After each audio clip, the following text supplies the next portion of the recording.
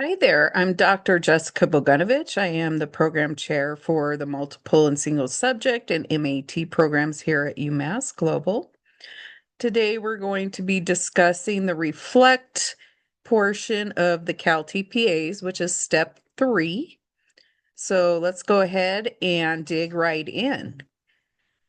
The CalTPA is obviously required to obtain your preliminary teaching credential or required at a passing rate.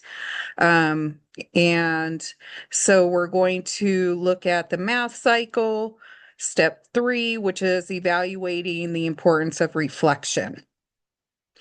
So let me go ahead and move me down here so that you can see. Step 3 is now just looking at rubric 7. We've already gone through the first 6 rubrics, so steps 1 and 2. So we're going to be looking here at step 3, which is rubric 7, and you're thoroughly reflecting on what you've learned thus far.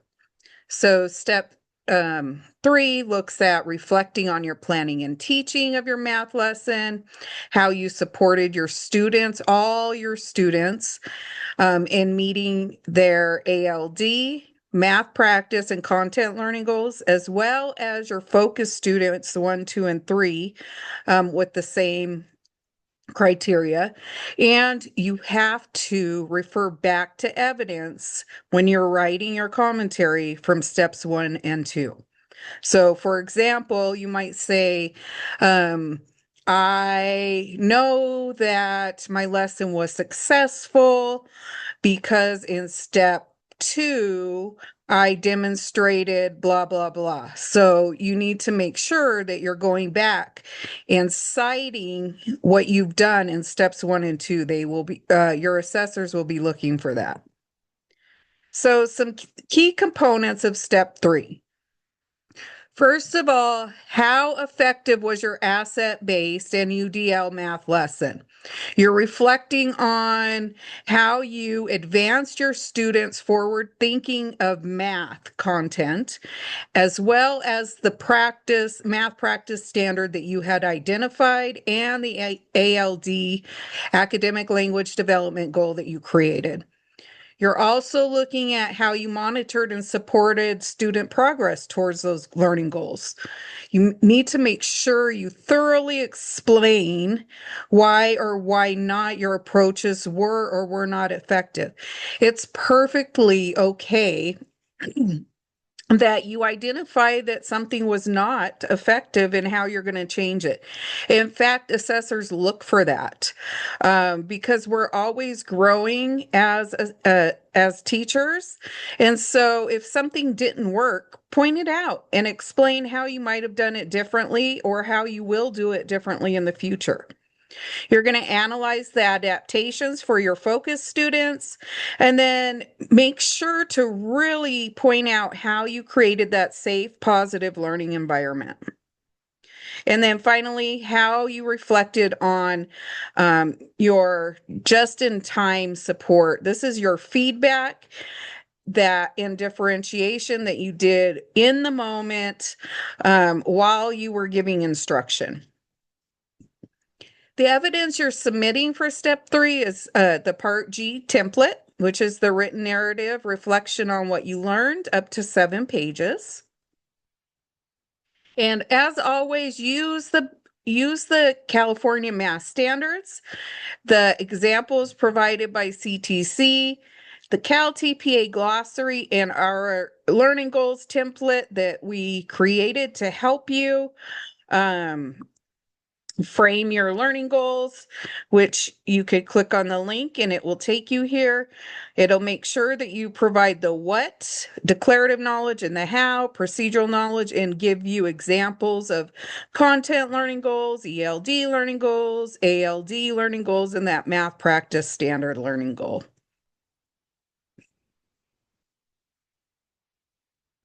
All right, so what's in rubric 7? Again, we always aim for that level 3 mid-range. How does the candidate reflect on the effectiveness of their asset-based UDL focused math lesson in a safe, positive learning environment, referring to evidence from steps 1 and or 2. So it has a lot of things in here that they're assessing you on. In fact, you have 4 constructs. So you clearly reflect on what was effective about the asset-based UDL focused math lesson.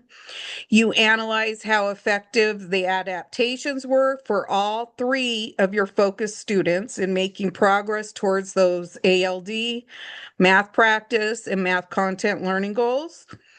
You reflect on the impact of that safe, positive learning environment. And then you also reference appropriate evidence from those first 2 steps to support your reflection and analysis. This step, you need to be very thorough in your writing and in your thinking. So conclusion and next steps. Reflection is what we do here in our program quite a bit. This is where all those discussions and your journals come into play. I know that sometimes you're like, oh my gosh, another journal, or why do we have to do so many discussions? We're really preparing you for that deep level thinking and, really part of the CalTPAs. The reflection part is very critical because they're looking for those higher order thinking skills from you, that evaluation, the analysis.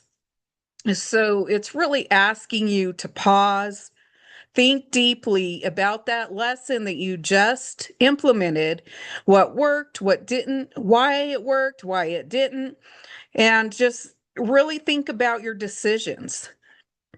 Were you thinking about all your students? Were you just focused on a couple students? Were you only focusing on your focus students? Did you look through planning and learning and assessing through that asset-based and UDL lens? The strength of this reflection guides intentional next steps, adjusting instruction, modifying strategies, and identifying specific supports to advance each learner. Remember that this is about every single student in your classroom. It is through this reflection that you grow as an educator and turn that single lesson into a meaningful future improvement. Again, the California Standards and Frameworks link is here for you. Make sure to always use that when planning and designing your lessons. And I really hope that you gain some valuable input and just a breakdown of step 3 in this presentation. And we have the other presentations available for you as well. If you have any questions or need any answers, you can reach out to me at bogunovich@umassglobal.edu or our common remediation line at CalTPA remediation@umassglobal.edu. Thank you for watching and good luck on your CalTPAs.